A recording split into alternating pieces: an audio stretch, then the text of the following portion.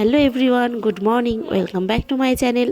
আজকের ভিডিওটা ছিল আমাদের রাম মন্দিরের প্রথম দিন। আমাদের অযোধ্যাতে পৌঁছাতে অনেক রাত হয়ে গেছিলো। তো তোমরা আগের ভিডিওতে দেখেছো আমরা রাত 2টোর সময় অযোধ্যাতে পৌঁছেছিলাম। তো সেই দিনটা তো আর সেই রাতে তো আর কোথাও যাওয়ার ব্যবস্থা ছিল না, তাই আমরা রেস্ট করে ঘুমিয়ে সকাল সকাল ঘুম থেকে উঠে একদম স্নান টান করে রেডি হয়ে এবার আমরা ছেলেকে একটু রেডি করছিলাম আর কি। ছেলেকে খাইয়ে সবাই রেডি হতে তো টাইম লাগবে, কারণ যেহেতু অনেকজন ছিলাম। তো আমি সবার ফার্স্টে রেডি হয়ে ছেলেকে খাওয়াচ্ছিলাম। আর এখানে দেখতে পারছো হোটেলটার মধ্যে কত বানর ঢুকেছিল। আগের দিন রাতে তো এখানে 5 থেকে 7টা বড় বড় বানর ছিল। আর সকালবেলায় অনেকগুলো বানরই ছিল যখন আমি ঘুম থেকে উঠেছিলাম। তারপর এখানে যারা গার্ড দেয় তারা বাটুল নিয়ে বসেছিল বানরকে তাড়ানোর জন্য। তো আমি সেগুলো দেখিয়ে ছেলেকে খাওয়াচ্ছিলাম। আর দেখো আমাদের এই হোটেলটার ছাদের থেকে রাম মন্দিরের চূড়াটা আর মন্দিরটা দেখা যাচ্ছে, কারণ হোটেলটা মন্দিরের থেকে খুব একটা বেশি দূরত্ব ছিল না। তো সেই কারণে আমাদের এই হোটেলটা নেওয়া ছিল। তো হোটেলটা একদম প্রপার মার্কেটের মধ্যে। তোমরা যারা যারা রাম মন্দিরে যেতে চাইছো বা যাবে বলে ভেবেছো, তো তারা এখানে গিয়ে এই হোটেলটাতে খোঁজ করে থাকতে পারো। হোটেলটা খুব ভালো, সুন্দর আর খুব পরিষ্কার। আর রেঞ্জও তেমন একটা বেশি না। তো মন্দিরের থেকে বেশি একটা দূরত্বও না, বেশি একটা হাঁটতেও হবে না। তো কাছাকাছির মধ্যেই পেয়ে যাবে। হোটেলটার নাম ছিল অরুন্ধতী হোটেল। তো এই যে আমরা সবাই এবার রেডি হয়েই গেছি। রেডি হয়ে এবার বেরিয়ে যাব মন্দিরে যাওয়ার উদ্দেশ্যে। মন্দিরে যাওয়ার উদ্দেশ্যে বেরিয়ে একটা টোটো পেয়েছিলাম। টোটোতে করে কিছুটা পথ নামিয়ে দিয়েছিল। তারপরে কে আর জানে, টোটোওয়ালারা তো শুধু বলে যে এই তো 1 কিলোমিটার হাঁটতে হবে, 2 কিলোমিটার হাঁটতে হবে। তারপর যে হাঁটা শুরু হয়েছিল, হাঁটতে হাঁটতে রাস্তা আর খুঁজে পাচ্ছি না। একজন বলছে এদিক দিয়ে যাও, আর একজন বলছে এদিক দিয়ে যাও। তো আমরা বেশিরভাগ মানুষের কাছে না শুনে পুলিশের কাছে জিজ্ঞেস করেছিলাম। তো সেই আবার একই কাহিনী এখানে গিয়েও হয়েছে। আমাদেরকে এই রাস্তাটা দিয়ে একজন ঢুকিয়েছিল, বলেছিল এই দিক দিয়ে গেলে শর্টকাট হবে। তো এই দিক দিয়ে গেলে রাম মন্দিরটা খুব কাছাকাছি। তো বাচ্চা ছিল সঙ্গে, সেটা ভেবে ভালো একটা রাস্তা দেখিয়েছিল। কে আর জানে যে এখানে এই রাস্তাটাতে ঢুকলেও ভিআইপি পাস লাগবে। এখানে ঢোকার জন্য ভিআইপিদেরই, এই রাস্তাটাতে শুধু ভিআইপিরাই যেতে পারবে যাদের কাছে ভিআইপি পাস আছে। তো আমাদের কাছে ছিল না। তো আমরা অনেকটা পথ হেঁটে তারপর জানতে পেরেছি যে এখানে গেলেও আমরা মন্দিরে ঢুকতে পারবো না। তারপর আবার সেখান থেকে রিটার্ন করে আরেকটা মেন রাস্তা, মানে যেখান দিয়ে আমরা আর কি যেতে পারবো, আমরা ভিআইপি না, আমরা নর্মাল সাধারণ মানুষ যেতে পারবো, সেই রাস্তা দিয়ে আমরা আবার রওনা দিয়েছি। আর তার মধ্যে হয়েছিল কি, আমরা একটা টোটোতে উঠেছিলাম, আমার বর, পিসা, দাদা ওরা একটা টোটোতে উঠেছিল। আর দুটো টোটো দুই রাস্তাতে আর কি দাঁড় করিয়েছিল। আমরা আবার সবাই ছাড়া হয়ে গেছিলাম, কেউ কাউকে খুঁজে পাচ্ছি না। অনেক কষ্টে ফোন করে তারপরে মন্দিরে গিয়ে সবার সঙ্গে দেখা হয়েছিল। তার আগে আমরা এরকম একদল আলাদা হয়েছে, আরেক দলও, মানে দুটো দল আমাদের ভাগ হয়ে গেছিলো। তো রাস্তার মধ্যে আবার একটু টিকা করে নিয়েছিলাম জয় শ্রীরামের। তো এখানে গিয়ে মন্দিরে যাব, তো স্বাভাবিক টিকাটা তো লাগাতেই হবে। আর এখানে তীর্থস্থানে গেলে এখন বিভিন্ন জায়গার বিভিন্ন রকমের টিকা বেরিয়ে গেছে, যেখানে যাবে সেখানকার আর কি নাম লেখা টিকা পাওয়া যায়। তো খুবই সুন্দর ব্যাপারটা, আমরাও করে নিলাম।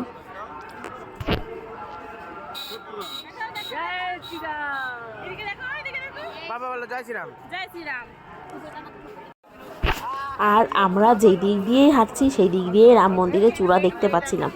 মনে হচ্ছিল এই তো মন্দির, এই তো মন্দির। কিন্তু তবুও মন্দিরে ঢুকতে অনেকটা দেরি হয়ে গেছিলো, মানে অনেকটা টাইম লেগেছিলো। মানে খুব ঘুরিয়ে ঢুকিয়েছে মন্দিরে, কারণ এখানে এত লোকের ভিড় হয়েছিল।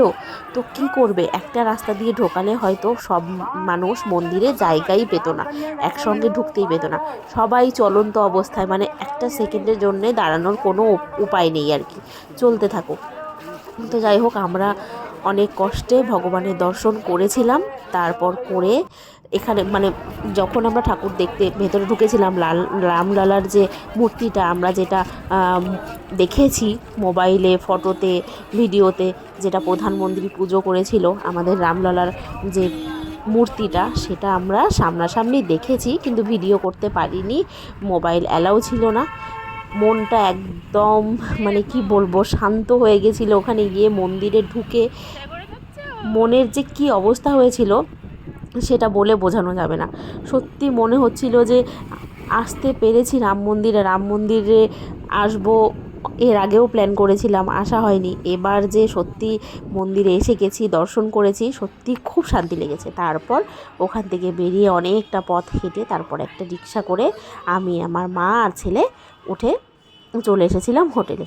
আর ওরা আসছিল হেঁটে হেঁটে, একটাই রিক্সা পাওয়া গেছে তাই আমরা এসে পড়েছিলাম। আর আমার মার শরীরটা খুব খারাপ করেছিল বলে আমি মা আর ছেলেকে নিয়ে চলে এসেছি। তো রাস্তাটা এত সুন্দর, অযোধ্যা মানে কি বলবো, ঘুরে দেখা হলো না।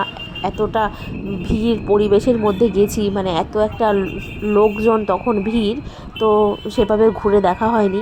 ইচ্ছে আছে আরও একবার হোক, মানে যদি ভগবান টানে আর কি, আরও একবার যাব, আরও মানে একবার কেন, হাজারবারও যেতে চাই, তবে আরও একবার যাব এটা ভেবে রেখেছি।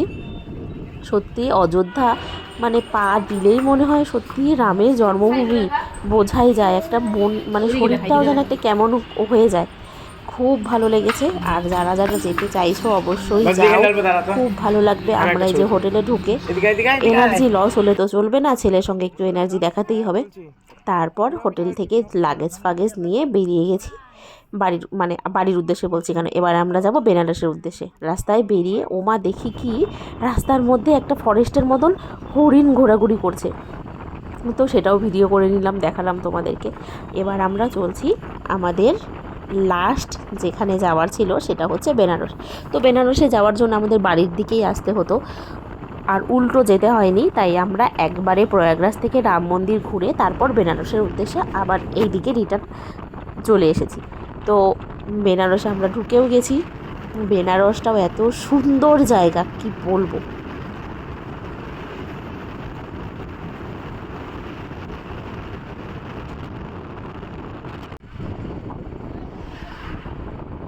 जय बजरंगबली।